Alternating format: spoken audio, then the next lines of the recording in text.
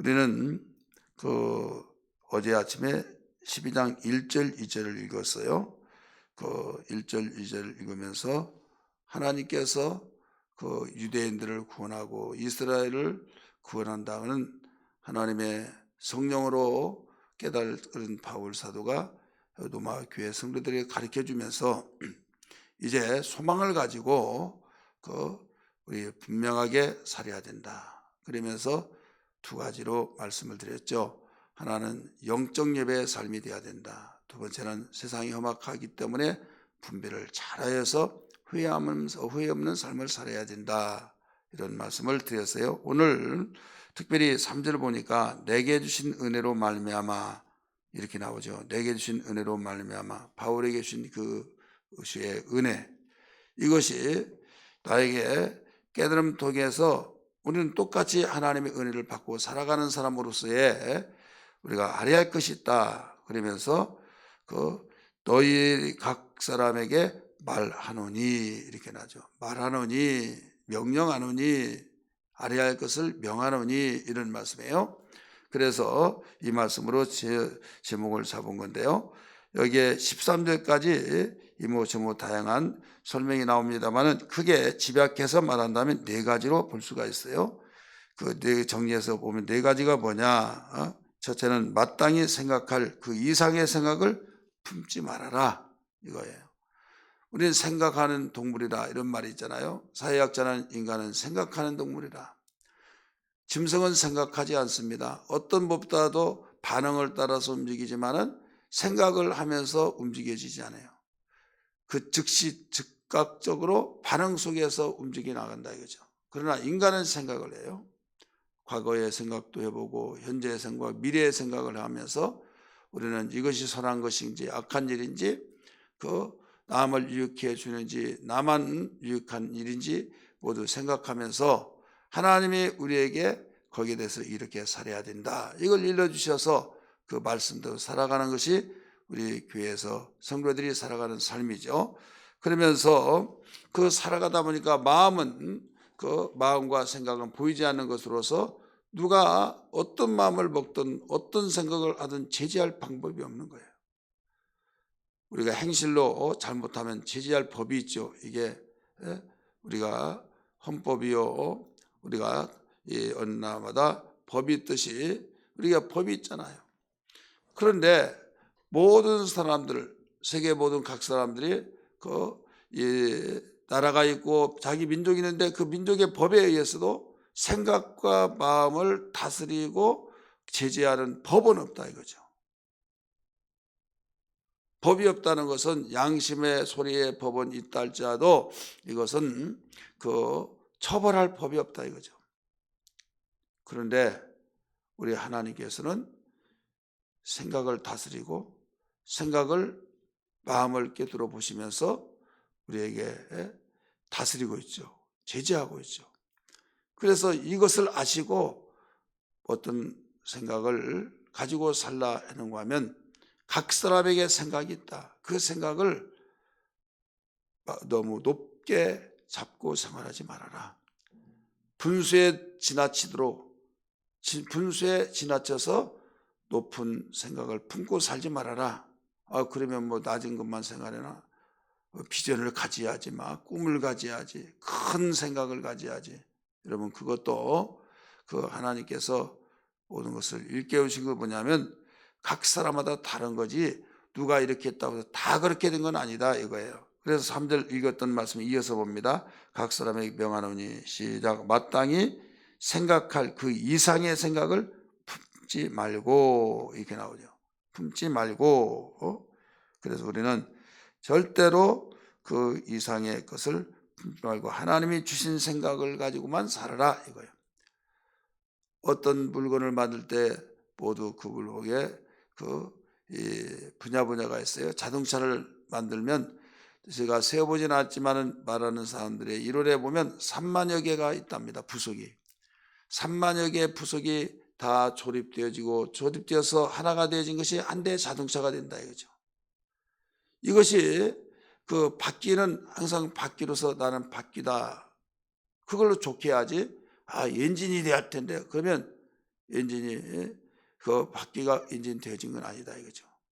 그게 안 돼서 속세가지고 부글부글 끓고 신경질 내면 어떻게 되겠냐 이거죠. 집을 짓더라도요, 기둥이 따로 있고 또 이 창문이 따로 있는 거예요. 기둥이 다 창문된다, 또 창문이 다 기둥된다, 그러면 문제가 생긴 겁니다. 우리 신체도 마찬가지예요. 눈이 정말 얼마나 중요합니까? 그렇다고 해서 손이 나 눈 되겠어, 나도 하면 다 온통 눈이지, 발은 누가 합니까? 손은 누가 하겠어요? 입은 누가 하고, 코는 누가 하고. 그래서 하나님이 다 필요한 은사를 다 주셨다 이거죠.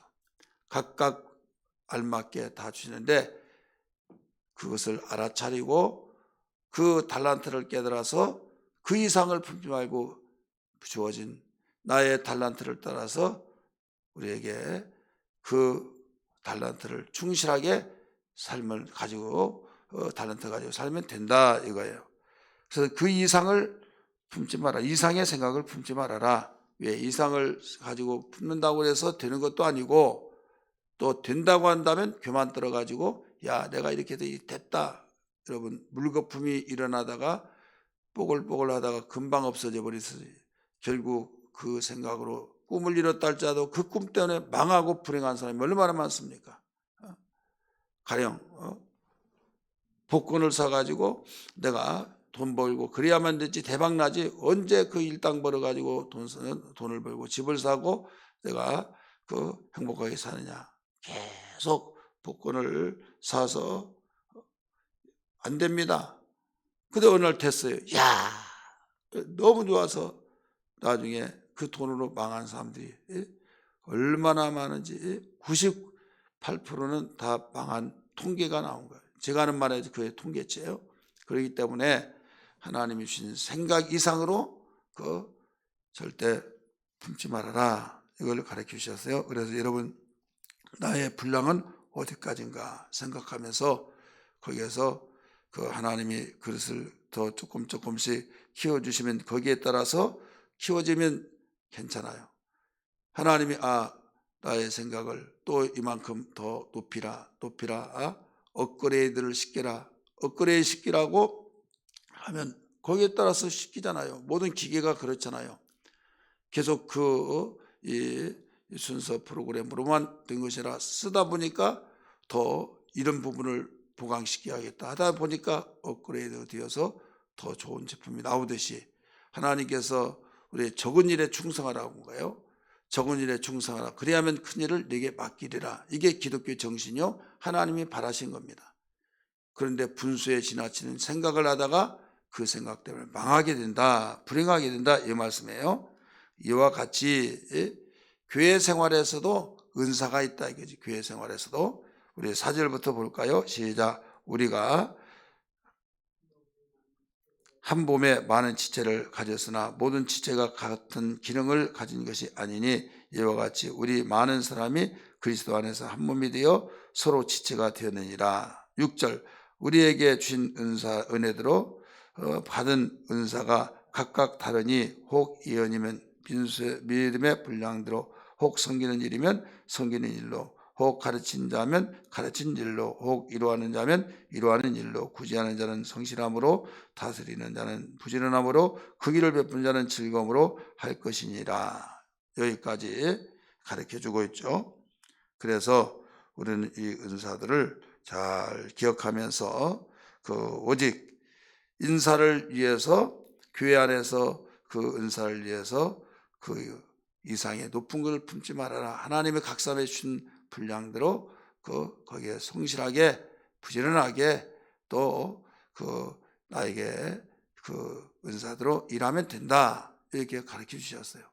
그렇기 때문에 우리는 그 은사를 파악해서 내 자신 속에 맡겨진 사명을 감당하면 그보다 더 귀한 것이 없다는 걸 알아야 될 줄 믿기 바랍니다.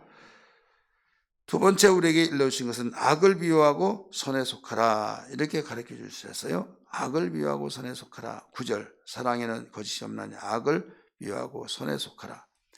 우리는 반드시 교회 생활 속에서 우리가 알아야 할 것이 있는데, 교회는 공동체입니다. 나 혼자만 모이는 것이 아니라 모든 사람들이 모여서 우리의 신체로 보면 지체다 이거죠. 그래서 지체마다 다 생각이 각각 달라요. 그렇기 때문에 자기 생각만 하다 보면 다른 사람이 왜 이렇게 생각하지 할까 저렇게 생각하지 할까 각자 그렇게 생각하면 누구의 생각이 옳고 누구의 말이 맞는지를 몰라요. 혼돈하지 말고 하나님 주신 생각 이상을 품지 말라. 그래서 각 은사가 있으니 거기에 충실하고 열심히 하라 이거죠. 그러면서 분명한 우리 기준이 하나 설정이 됩니다. 여기에서 9절에서 그 악을 미워하고 선에 속하라 이거예요. 악을 미워하고 선에 속하라. 왜? 사랑에는 거짓이 없기 때문입니다. 하나님이 사랑이시죠. 사랑하신 하나님이 우리를 사랑으로 부르셨죠. 그래서 사랑 안에 거하라고 그랬죠. 그래서 사랑 안에 거하면 사랑에는 거짓이 없기 때문에 악을 쫓지 말고 선에 속하여서 교회 생활을 해야 된다 이거예요. 여러분 교회 생활은 별의별 사람이 다 있잖아요. 오늘 교회 처음으로 나와서 거듭나지 못한 자는 세상의 생각, 육신의 생각 할 수밖에 없고 또 교회 생활을 상당히 오래 했음에도 불구하고 거듭나서 하나님의 생각으로 충만할 때는 오직 하나님 생각하고 겸손하고 믿음의 고백들을 하면서 믿음으로 살려고 하지만 시험 들고 또 기도하지 않고 깨어있지 않냐면 옛생활의 생각이 육신의 생각이 들었습니다. 그렇다면 자동적으로 생각 자체가 육신의 생각이요 육신의 생각이 죄의 생각이 되기 때문에 결국 육신의 생각은 사망이요 이렇게 나오잖아요. 항상 분별하면서 꼭 반드시 잊어버리지 말고 우리가 꼭 알아야 일이란 걸 믿으시기 바랍니다. 세 번째는 부지런함으로써 열심을 품고 주를 섬겨야 된다. 우리 10절 11절 가르쳐주고 있어요. 시작. 형제를 사랑하며 서로 우애하고 존경하기를 서로 먼저 하며 부지런하여 이르지 말고 열심 품고 주를 섬기라 이렇게 나오죠. 부지런함으로 열심을 품고 주를 섬기라. 교회 생활 우리는 가정생활 못지 않습니다. 이건 영적 생활이에요. 직장생활, 가정생활 구분해 보세요. 가정생활 더 중요하다 해서 직장생활을 가정을 이용하려고 하고 또 가정에 이용하려고 하고 그냥 눈가림식으로 한다고 한다면 직장생활을 부지런하지 않고 성실하게 하지 않으므로 반응이 어떻게 와요? 가정생활에 치명타를 입힐 수 있어요. 해고당하면 그다음부터 위기가 오잖아요. 마찬가지예요. 가정이 중요해. 그래서 교회 생활을 게으르게 하고 무관심하고 교회 생활 형식과 의식적으로만 하게 되면 여러분 가정에 치명타가 옵니다. 왜? 내가 교회 생활하는 일을 위해서 거기에 반절만이라도 가정 생활해야겠다 하다가 보고 뒤로 미루고 교회 생활은 반절만 하더라도 괜찮다 하는데 마음같이 되지 않고 나중에는 축 처져서 교회 생활을 하기가 싫어버린다 이거죠. 하기 싫으면 어떻게 되냐? 나중에 힘이 없어요. 힘이 없으면 걸어다니지 못하고 밥도 하기도 싫고 설거지하기도 싫은 것처럼 여러분 가정생활도 다 짜증나고 왜 나는 이렇게 살아야 되나? 누구는 이렇게 사는 게 저렇게 사는데 나는 이제 이렇게 살아야 돼요. 비교의식하면서 우울증이 걸리고 별의별 일들이 다 일어납니다. 원리 가정생활을 위해서라도 직장생활을 성실하게 부지런하게 열심히 잘해야 된다. 이게 공식이요. 등식인 것처럼 마찬가지로 여러분의 가정의 행복을 위해서라도 교회생활 부지런하게 열심을 품고 주를 섬겨야 될 줄 믿습니다. 할렐루야. 우리 마지막으로 소망으로 살며 기도에 항상 힘쓰라 가르쳐주고 있어요. 우리 12절 13절 소망 중에 즐거워하며 환난 중에 참으며 기도에 항상 힘쓰며 성도들의 쓸 것을 공급하며 손대접하기를 힘쓰라 이렇게 나오죠. 그래서 소망으로 살며 기도에 항상 힘써야 된다. 우리는 현실에 안주해서는 안 된다. 우리의 소망은 어디에 있습니까? 하늘에 있죠. 소망으로 살면 어떤 현상이 나타나느냐? 소망으로 살고 기도에 힘쓴 사람에 나타나는 반응이 있어요. 즐거워합니다. 인내합니다.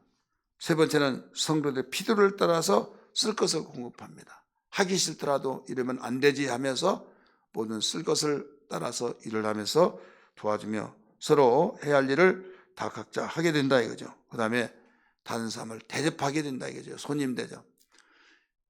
소망으로 살지 않고 기도하지 않으면 이 모든 것들이 선한 일이 다 와르르 무너져 버린 거예요. 그래서 소망이 얼마나 중요하고 기도가 얼마나 중요한 걸 알 수 있어서 바울은 이 말을 반드시 알아야 된다라고 말하게 된 겁니다. 오늘 이 말씀을 통해서 우리 붙들고 기도하는 아침 되겠습니다.